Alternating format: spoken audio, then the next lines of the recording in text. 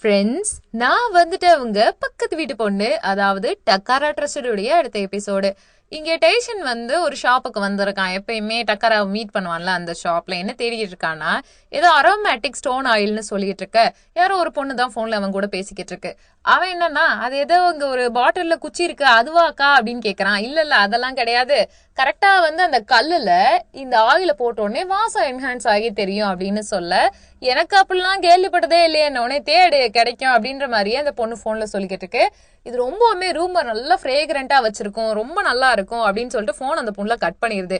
இவன் வந்து அந்த ஷாப் கீப்பர் இருக்கான் இல்லையா, அதாவது டக்காரோட ஃப்ரெண்டு, அவன் கிட்ட கேட்கறான், ஏதோ ஸ்டோன் அரோமேட்டிக் ஆயிலுங்கிறாங்க அப்படின்னா இது இருக்கா உண்மையிலேயே, அதெல்லாம் அந்த பிள்ளை உளறிக்கிட்டு இருக்கான்னு டேஷன் கேட்பான். உண்மையிலே அது இருக்கு, அவங்க சொல்றது எது தெரியுமா அப்படின்னு சொல்லிட்டு, ஒரு பாட்டில்ல கல் இருக்கு, அதுக்கு பக்கத்துல ஒரு ஆயில் இருக்கு, அதாவது வாசனை திரவியம், நம்ம வந்து சென்டட் கேண்டில்ஸ் மாதிரி வச்சுக்கலாம். ஒரு டப்பால நிறைய அப்படியே கல் மாதிரி ஏதோ போட்டு கிடக்கும், அதுல கொஞ்சமா ஒரு டிராப் ஆயில் விட்டோம்னா அது ரொம்ப மணக்கும். சோ அந்த மாதிரி ஒரு விஷயம்னு எடுத்துக்கோங்க, அதுதான் சொல்லிட்டு இருக்காங்க. அந்த ஆயில வந்துட்டு இந்த அண்ணா எடுத்து கொடுத்துட்டு போனோடனே இவனும் சுத்தி பாத்துட்டு இருக்கான். நிறைய வரிசையா ரேக்ல அடுக்கி இருக்கு. அதுல ஒரு கல்லை எடுத்து பார்த்துட்டு, இது நம்ம சீனியர் வீட்டுல இருந்தது தானேன்னு யோசிச்சுட்டு இருக்கான். அதாவது சீனியர் வந்து நம்ம 2 பேரும் டேட் பண்ணிக்கலாம்னு சொன்னதுல இருந்து ஆரம்பிச்சு, நம்ம 2 பேருக்கும் ஒன்னா புடிச்சுக்கோல, நானும் நீயும் லவ் பண்ணலான்னு சொன்னது எல்லாமே இவனுக்கு ஒரு மாதிரி தாழ்வு மனப்பான்மையா இருக்கு. இப்பவும் என்னால நம்ப முடியல, டக்காரா என்ன லவ் பண்றேன்னு சொல்றது எப்படி, இதெல்லாம் பாசிபிள், இஸ் திஸ் பாசிபிள் அப்படின்ற மாதிரி மைண்ட்குள்ள ஓட்டி பார்த்துட்டே இருக்கான். உண்மையிலேயே அவனுக்கு வந்து அது தாழ்வு மனப்பான்மையான்னு தெரியலடே, ஓவரா வாராதிங்கடா, என்னமோ அடிநாதத்துல இருந்து இறங்கி பேசிக்கிட்டு இருக்கான்ற மாதிரி தான் தோணுது. டேஷனை பொறுத்த வரைக்கும் அவனுக்கு பிடிச்ச ஒரு கடவுள் மாதிரி டக்காரா, அதனால எப்பவுமே வந்துட்டு அவர் பெரியவர் இவர் சின்னவர்ன்ற மாதிரி ஒரு மைண்ட் செட்டு அவனுக்கு. இதெல்லாம் சுத்தி பார்க்கும்போது எப்படி தோணுதுன்னா, ஒருவேளை சீனியருக்கு நம்மள பிடிக்காம போயிடுச்சுன்னா, நம்ம பிரிஞ்சுட்டோம்னா, இல்லன்னா வேற மாதிரி ஏதாவது நடந்துருச்சுன்னு சொல்லிட்டு டேஷன் அந்த ஏஜுக்குரிய கன்ஃபியூஷன்ல யோசிச்சுட்டு இருக்கான். இந்த காதல் செட் ஆகுமா, கல்யாணம் வரைக்கும் போகுமான்ற மாதிரி யோசிக்கிற மாதிரி எனக்கு ஃபீல் ஆகுது. அண்ட் இவன் வந்துட்டே இருக்கும் போது பாக்குறான் அந்த ரேப்பரை, அதாவது வாங்கியிருக்க சேஷையில பார்த்தா அவ்வளோ காஸ்ட்லியா இருக்கு.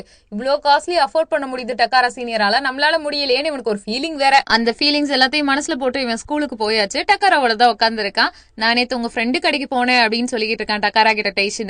அதை கேட்டவொடனே, என்ன ஷாப்பிங்க்கு போனியா அப்படின்னு, இல்ல நான் டிஃப்ரெண்டா ஏதாவது வாங்க போனேன் அப்படின்னு, என்னடா வளர்ற அப்படின்னு டக்காரா கேட்பானா. ஸ்டோன்ல ஃப்ரேக்ரன்ஸ் இருக்குமே அதுதான் அப்படின்னு, ஓ டெஃப்யூசரா அப்படின்னு கேட்பான். டெஃப்யூசர் தான், அது எப்பயுமே டோக்கியோல தானே கிடைக்கும், அதனாலதான் அங்க போயிருந்தேன் அப்படின்னும் போது எனக்கு இன்ட்ரெஸ்ட் இருந்துச்சு அதை வாங்குறதுக்குன்னு. ஓ அப்படியா அப்படின்னு இருக்கான். இதுல டக்கரா சொல்லுவான், அதுவே நான் காசு போட்டு வாங்கலையே, நம்ம டீம்ல யாரோ ஒருத்தர் எனக்கு பர்த்டேக்கு ஒரு கிஃப்ட் பண்ணாங்க அதான் அப்படிங்க. ஐயோ அப்படின்ட்டு ஓகேன்னு கேட்டுட்டு இருக்கான். ஆக்சுவலா டேஷனுக்கு எப்படி ரியாக்ட் பண்றதுன்னே தெரியல, ஒரு சந்தோஷமா வருத்தமா ஒரு கன்ஃபியூஷன்ல மூஞ்சிய வச்சிட்டு இருக்கான். அது மட்டும் இல்லாம நம்ம 2 பேரும் ஒர்க் அவுட் ஆகுமான்ற ஒரு கன்ஃபியூஷனே அவன் மைண்ட்குள்ள ஓடிட்டு இருக்கு. அதோடய டக்கரா கூட நடந்து வந்துட்டு இருக்கும் போது திடீர்னு ஆல் ஆஃப் சடனா நின்றுவான். என்னாச்சு, எதுக்காக நிக்கிற அப்படின்னு டக்கரா கேட்பான். அவன் எதுவுமே சொல்லாம அந்த இடத்துல பாத்துட்டு இருக்க.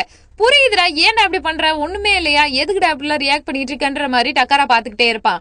ஆனா அவன் தனியா நின்னுட்டு, ஒருவேளை சீனியர் நம்ம 2 பேரும் ரிலேஷன்ஷிப்ல இருப்போமா, ஒருத்தருக்கு ஒருத்தர் சூட் ஆகாம போயிடுச்சுன்னா என்ன பண்றது, இப்ப வரைக்கும் உங்களுக்கு ஒத்து போறது எனக்கு ஒத்து போல, எனக்கு ஒத்து போறது உங்களுக்கு ஒத்து போல, சொல்ல போனா பப்ளியா இருக்க உங்களுக்கு அழகான விஷயம், ஸ்டைலிஷானது, பியூட்டிஃபுல்லானது தானே பிடிக்கும். அப்படி பாத்தீங்கன்னா என்னை விட பெட்டரான விஷயம் உங்க லைஃப்ல நிறைய இருக்கு. சோ நீங்க அது பக்கம் போனீங்கன்னா கரெக்டா இருக்கும்.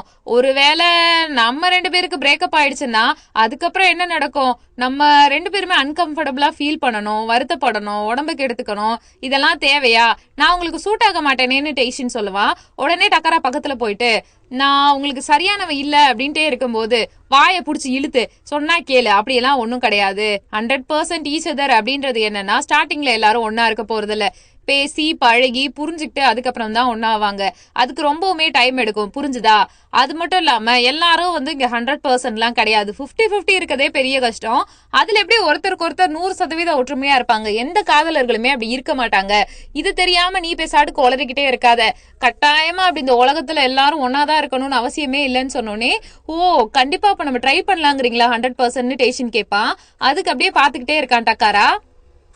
இங்க எல்லாருமே 100%லாம் கிடையாது, அது மட்டும் இல்லாம அப்படி இருக்கணும்னு அவசியம் கிடையாதுன்னு வேகமா முன்னாடி அப்படியே காலத்தோட போக்குல நம்ம போக வேண்டியதான், காலம் நமக்கு கொடுக்கணும் கிளம்ப மாதிரி தத்துவம் பேசிட்டு நடந்து போயிட்டே இருக்கான் டக்காரா.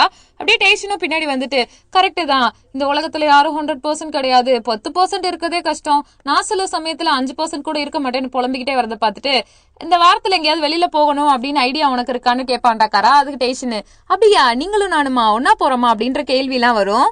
டக்கரை என்ன சொல்லுவானா, நீயும் நானும் ஒன்னா வெளியில போறோம், உனக்கு எங்க விருப்பமோ அங்கதான் போக போறோம்னு சொல்லிட்டு அந்த இடத்த விட்டு போயிருவான்.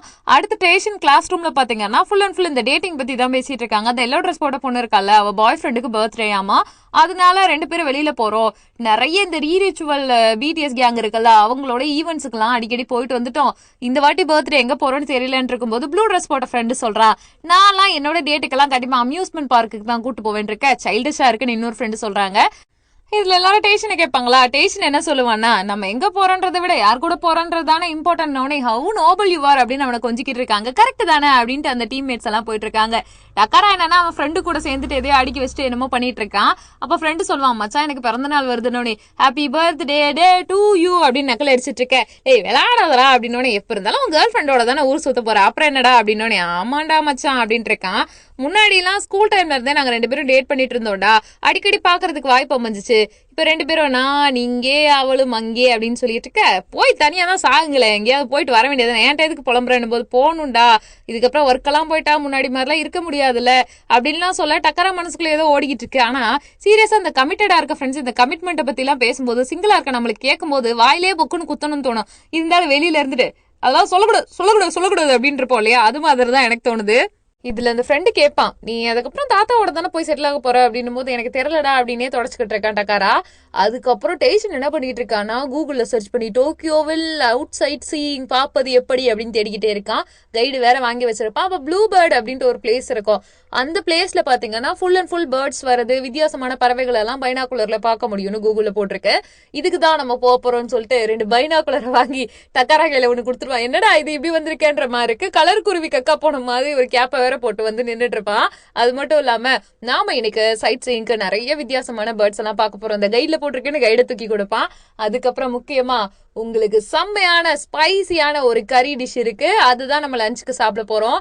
அண்ட் மோர் ஓவர் ஒரு சூப்பரான காஃபி ஷாப்பும் பார்த்து வச்சிருக்கேன்னு சொல்லிட்டு இருக்கேன். இதெல்லாம் பார்த்தோன்னே ஓகேவான்னு போனா அவன் பைனாக்குலரை வச்சு விடிய விடிய வியாக்கியானமா டேஷன் பார்த்துக்கிட்டே இருப்பான். பட் ஒரு பறவை கூட கண்ணுக்கு அகப்படாது. ஓ அப்படின்னு திடீர்னு கத்துவான் டேஷன். என்ன அப்படின்னு கேட்டா, இங்க பாருங்க ஒரு மீனை கொத்திட்டு அப்படியே போகுதுன்னா, இது எதிர்ச்சியா பாக்குறது தானே, இது ஒரு பெரிய விஷயமா, சரி நீ பாரு நான் படுக்கிறேன்னு டக்கரா படுத்துருவான்.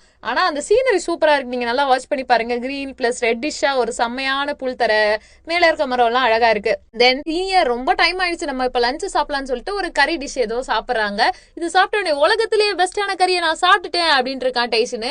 உடனே டக்கராவும் சாப்பிட்டுட்டு ஆமா அப்படின்ட்டு இருக்க, என் வாழ்க்கையிலே இப்படி நான் சாப்பிட்டதே இல்ல, ரொம்ப ருசியா இருக்கு அப்படின்ட்டு இருக்கும்போது, நம்ம கேம்புக்கு போயிட்டு ட்ரெக்கிங்ல கடைசியா சாப்பிட்டது, இன்னொரு வாட்டி நம்ம திருப்பி எல்லாருமே இந்த கேம்பிங்க்கு எல்லாம் போகணும், ஜாலியா இருக்கும், நம்ம எல்லாம் கேங்கா போகணும்னு, அப்படியா கண்டிப்பா போலான்னு சொல்லிட்டு டக்கரா அவன் பேசுறதெல்லாம் கேட்டு தண்ணி குடிச்சிட்டு இருக்கான். அப்ப டக்கரா ஏதோ ஒரு விஷயம் சொல்ல வருவான். ஆனா மறுபடியும் ஆரம்பிப்பான், எல்லாரும் போனோம்னா எல்லாருக்கும் வேலை வந்துரும்ல, பிஸி ஆயிருவாங்கல்ல அப்படின்னும் போது, ஆமா அப்படின்னு டக்கரா சொல்லுவானா. அப்ப நீங்க என்ன சீனியர் முடிவு பண்ணிருக்கீங்க, என்ன ஜாப் வருதுன்னு நான் இன்னும் டிசைட் பண்ணலன்னு சொல்ல, ஓகே நீ என்னடா அப்படின்னும் போது, இல்ல இப்போதைக்கு எனக்கு எந்த ஐடியாவுமே இல்ல அப்படின்ட்டு இருக்கான். ஆமா நீ ஃப்ரெஷ்மேன் தானே, இப்பதானே சேர்ந்திருக்க அப்படின்ட்டு இருக்க.